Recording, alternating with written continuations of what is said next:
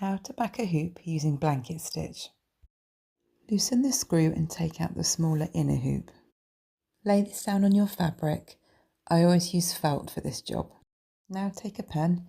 This doesn't need to be a special fabric kind of pen, just a biro will do, and draw around the outside of the hoop, holding it down with one hand as you go. Roughly cut around the fabric with some sharp scissors.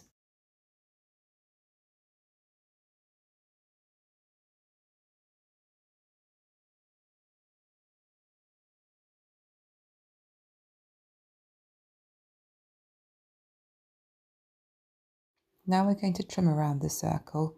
This doesn't need to be perfect, as we'll turn it over to hide any of the pen marks.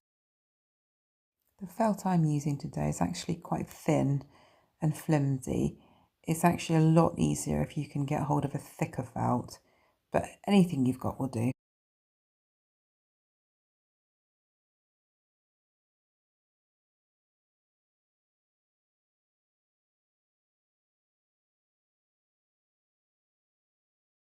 Use one strand of thread and tie a knot in the end.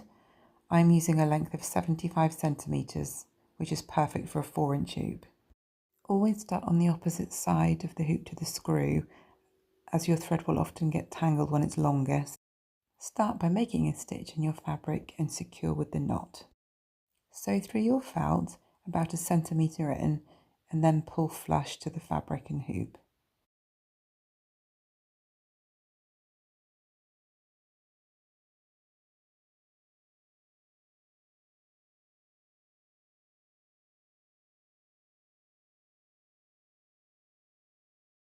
Now stitch through the fabric only, round about in the same place as where you started, and then pull gently, creating a loop.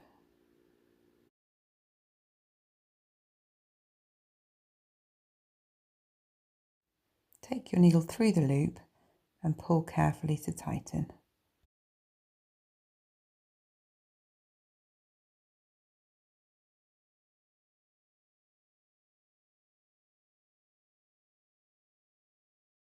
Now I'm going to move about a centimetre to the left, push the needle through the fabric and the felt. Hold the felt in place as you pull the needle through, leaving a loop. We're going to go back up through that loop, pulling the thread taut, making our first blanket stitch. Continue like this all the way around the hoop. If you prefer to go to the right and then work clockwise round your hoop, it works in exactly the same way. It's just personal preference. I prefer to work anti-clockwise, but it doesn't matter at all. Remember to hold your felt down with one hand as you make your way around.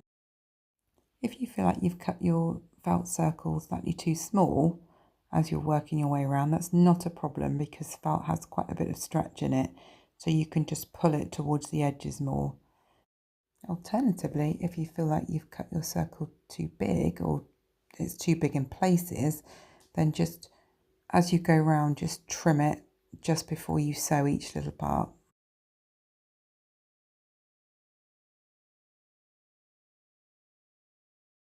To ensure the best finish, make sure you keep the felt flat all the way around as you go, just by pulling and adjusting it slightly.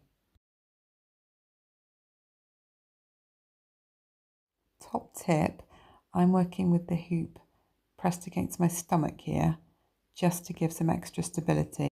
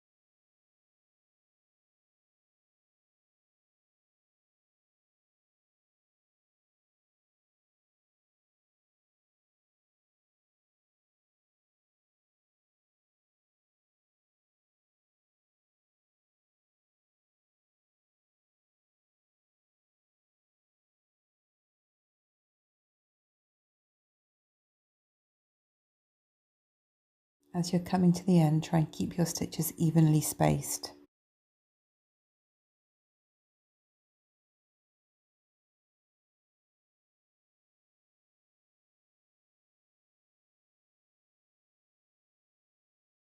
Once you've finished, take your needle and slide it under the first stitch you made.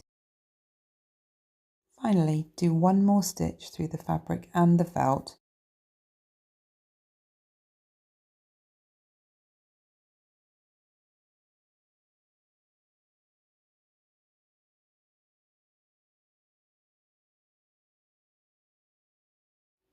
Remove your needle, pull the thread really tight and cut it off as close to the fabric as you can get.